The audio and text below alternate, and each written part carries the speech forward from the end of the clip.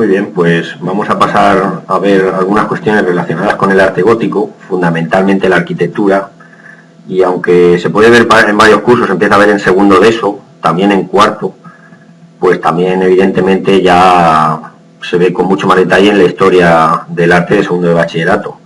Nosotros solo vamos a ver un poco por encima pues lo que son las características fundamentales de este arte. Vamos a ver si se nos abre un momento el PDF para poder visualizarlo.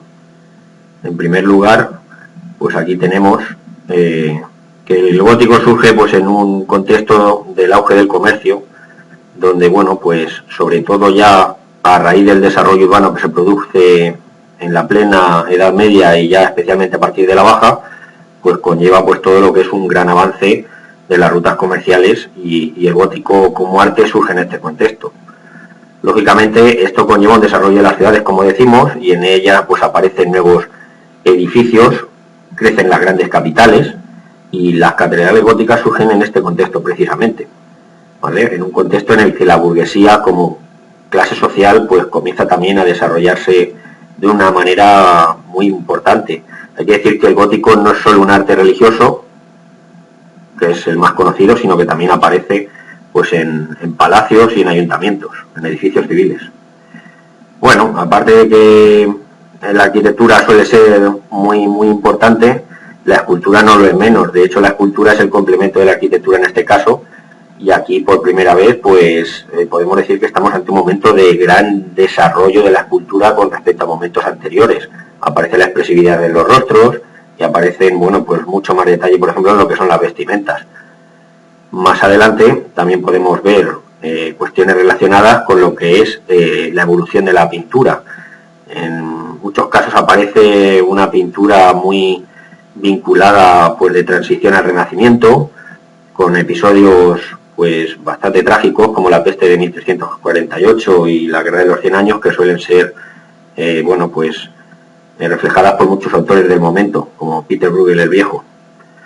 El origen de este arte pues surge en torno a Francia, en París, y desde ahí se extiende pues a varios países de Centro Europa, como Alemania, el norte de Italia, y luego a través del Mediterráneo también incluso llega pues al centro de este mismo país, también a lo que es la mitad norte de la península ibérica, aunque prácticamente en toda España aparecen manifestaciones, tanto en Castilla y también en el sur de la misma, como puede ser Sevilla y luego ya Levante, y bueno, pues surge en un contexto que es el de mediados del siglo XII y se desarrolla durante toda la etapa medieval hasta el siglo prácticamente XVI, cuando ya tenemos pues un gótico ya más o menos tardío, que suele evolucionar de manera diferente, eso sí, según el país en el que nos encontremos. Este sería el origen, mediados del siglo XII. La fase de plenitud sería todo lo que es el siglo XIII, ya se difunde por toda Europa desde Francia. El siglo XIV es el llamado de evolución del gótico internacional, y ya en el siglo XV el gótico flamígero, que aquí en España estaría muy vinculado, pues por ejemplo, al de los Reyes Católicos, en algunas ciudades, pues como por ejemplo puede ser Toledo o Granada.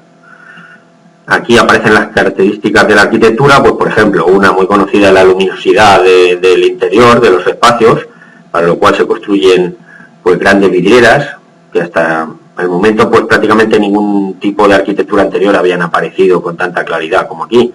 Todo esto está muy relacionado con un sentido místico de la luz, predominia el vano sobre el macizo, y bueno, pues eso hace que se convierta todo el espacio en un espacio diáfano, digamos. Bueno, pues un poquito más abajo, por ejemplo, también más debajo podemos ver la verticalidad de estos edificios, muy conocida, tanto en el interior como especialmente en las fachadas, a través de grandes torres, como estas que tenemos aquí, que son coronadas por pináculos. Los pináculos sería toda esta parte de aquí arriba.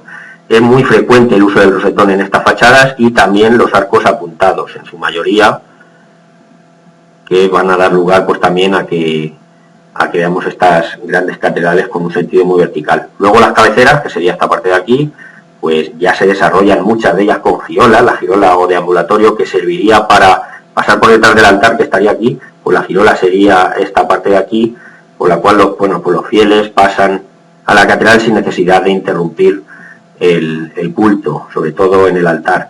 En este caso pues serían de doble girola. Este es el caso, por ejemplo, de la catedral de Toledo. para lo cual vemos aquí, pues, por ejemplo, una planta de 5 naves, en este caso. Un poquito más, por seguir hacia adelante, pues tenemos elementos muy típicamente góticos, como puede ser el contrafuerte, para contrarrestar el peso de la nave central.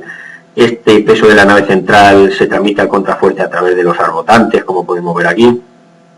Y estos pináculos que coronan a los contrafuertes tienen un sentido especialmente decorativo. Si seguimos aquí, pues podemos ver algunos modelos.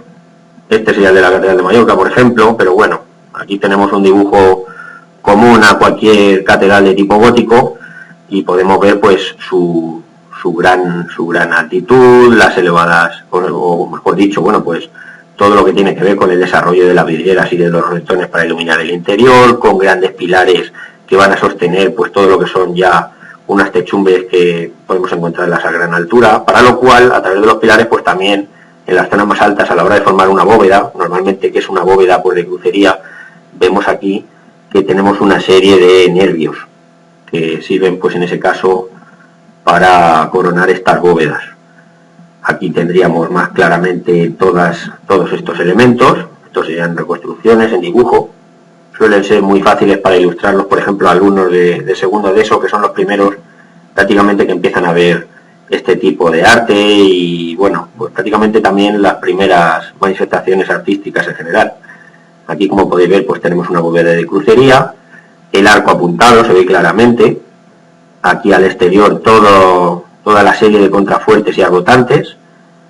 Y bueno, pues seguimos bajando y aquí, pues, podemos verlo con muchísima más claridad. Normalmente se compone el interior de 3 pisos, los pilares son muy gruesos, se componen también de varias columnas adosadas y normalmente abajo, la parte de abajo en alzado sería una arquería, luego tendríamos el triforio y luego arriba, pues, el claristorio. Estos serían 3 pisos normalmente, que suelen ser los más comunes dentro del alzado gótico. Un poquito más abajo, bueno, esto es más o menos una imagen muda para que los alumnos pudiesen ir colocando cada uno de estos elementos. Aquí tenemos la bóveda de crucería, vemos que es una bóveda, pues, con muchos nervios, formado por una gran plementería. En el centro suelen estar las claves y, bueno, pues nuevamente, pues, es la bóveda de crucería la más común, aunque también puede aparecer la sespartita, como es este caso de aquí. Dice cruce de 2 arcos que forman el esqueleto junto con zonas de relleno. Los plementos son, pues, cada uno de los materiales, en este caso, que van formando todo lo que es la bovería. La bóveda de crucería, en este caso, mejor dicho. Luego tenemos aquí esta bóveda de crucería más claramente. Los pilares, el gran desarrollo que tienen los pilares, formado por pilares compuestos o fasciculados, que es como se suelen llamar. Estas columnas que se adosan al pilar son los llamados baquetones. Y luego ya pasamos a los arcos. Normalmente suelen predominar en el gótico los arcos apuntados u ojivales, que son estos primeros que tenéis aquí. Aun cuando, bueno, pues también suelen aparecer los trilobulados, los carpaneles. Aquí vemos, pues, muchos de los que, pues, ya digo que el apuntado y el trilobulado suelen ser los más comunes. Y luego el gran desarrollo de la vidriera, que son las que dan lugar a la gran iluminación que tenemos al interior de estas grandes catedrales. Con su tracería gótica, normalmente, pues, ya digo, ventanales también apuntados en este caso, y los rosetones que suelen aparecer en la fachada, pero también en los cruceros. Y aquí en alzado, pues, los 3 pisos de los que hablábamos. En este caso tendríamos aquí la arquería de la zona baja, normalmente también se abren muchas capillas aquí. Tendríamos el triforio, ¿vale? Y luego, bueno, aquí aparecen más pisos. Esto sería como una tribuna, el triforio sería esto realmente, y arriba tenemos el claristorio. Estas suelen aparecer en alzado en las primeras catedrales góticas, que suelen ser de 4 pisos en lugar de 3, que es lo clásico. Aquí tenemos la fachada, y en la fachada, pues, evidentemente podemos ver claramente ya todos los elementos. Esta es una de las más conocidas, la Catedral de Notre Dame. Aquí con mucho más detalle podemos ver, pues, la entrada con arcos apuntados. Suelen ser normalmente un lugar evidentemente iconográfico, donde se desarrolla mucho la escultura y los paisajes bíblicos.